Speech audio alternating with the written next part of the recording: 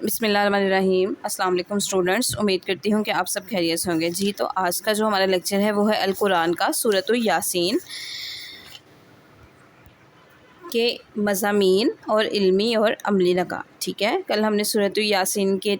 تک کا تعارف پڑھا تھا، جس میں ہم نے جو ہے اس کی فضیلت کے بارے میں پڑھا تھا اور اس میں کتنی آیات اور کتنے رکوع ہیں اور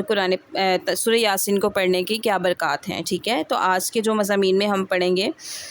اس میں جو ہے سورۃ یاسین میں ایمان کا بیان ہے،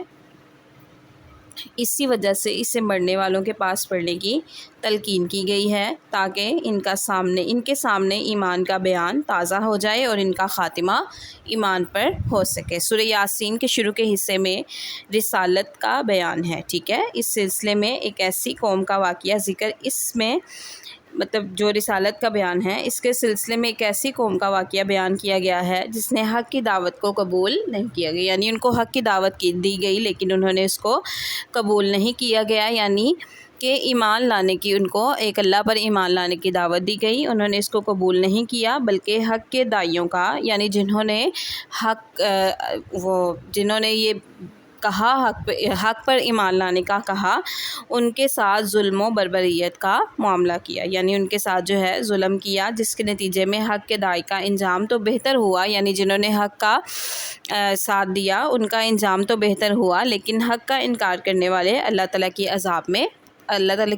میں آ گئے۔ ٹھیک ہے، یعنی اللہ تعالیٰ کی عذاب کے پکڑ میں آ گئے۔ سورۃ یاسین کے دوسرے حصے میں اللہ تعالیٰ کی وحدانیت اور نعمتوں اور اس کی قدرتوں کا بیان ہے۔ ٹھیک ہے، یعنی اللہ تعالیٰ کی وحدانیت کا بیان ہے، اللہ تعالیٰ ایک ہے، اس کے علاوہ کوئی معبود نہیں ہے، اس کی نعمتوں کا بیان ہے، یعنی جو اس نے ہمیں نعمتیں عطا کی ہیں،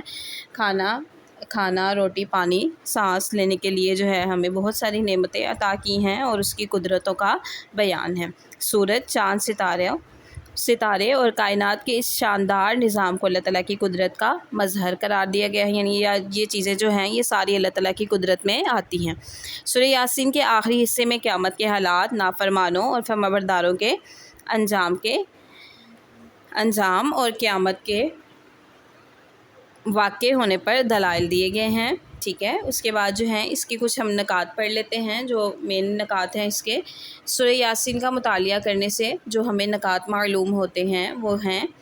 اللہ تعالیٰ نے قرآن مجید حضرت محمد صلی اللہ علیہ وآلہ وسلم پر اس لیے نازل فرمایا ہے تاکہ آپ غفلت میں پڑے لوگوں کو خبردار کر سکیں۔ ٹھیک ہے، اس لیے نازل فرمایا کہ یعنی غفلت میں جو لوگ پڑے ہوئے ہیں، یعنی جو اللہ تعالیٰ کی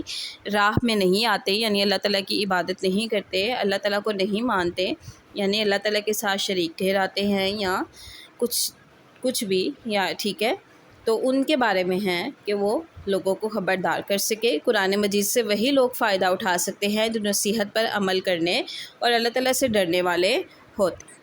اللہ تعالیٰ کی نشانیوں میں سورج کا مقرر راستے پر چلنا اور چاند کا منزلیں طے کرنا بھی شامل ہیں، انہی کے ذریعے ہم تاریخ اور دنوں کا اندازہ بھی لگاتے ہیں۔ آخرت میں کامیاب ہونے والے جنت کی گھنی چھاؤں میں تختوں پر آرام کریں گے اور انہیں اللہ تعالیٰ کی طرف سے سلام کیا جائے گا۔ قرآن مجید شاعری نہیں بلکہ یہ ایک واضح نصیحت ہے تاکہ حضرت محمد صلی اللہ علیہ وآلہ وسلم اس کے ذریعے لوگوں کو خبردار کر سکیں۔ مویشی اللہ تعالیٰ کی ایک بڑی نعمت ہے جس پر ہم سواری کرتے ہیں، ان کا گوشت کھاتے اور دودھ پیتے ہیں، ان کے اور بھی بہت سے فائدے ہیں۔ اللہ تعالیٰ کے لیے کوئی کام مشکل نہیں، وہ جیسے ہی کسی کام کا حکم فرماتا ہے وہ فوراً ہو جاتا ہے۔ ٹھیک ہے، اللہ تعالیٰ کے لیے کوئی چیز بھی مشکل نہیں ہے، اللہ تعالیٰ ہر چیز پر قادر ہے، بے شک ان اللہ علی کل شیء قدیر، وہ ہر چیز کی طاقت رکھتا ہے، اس لیے جس کا وہ حکم فرماتا ہے وہ کام ہو جاتا ہے۔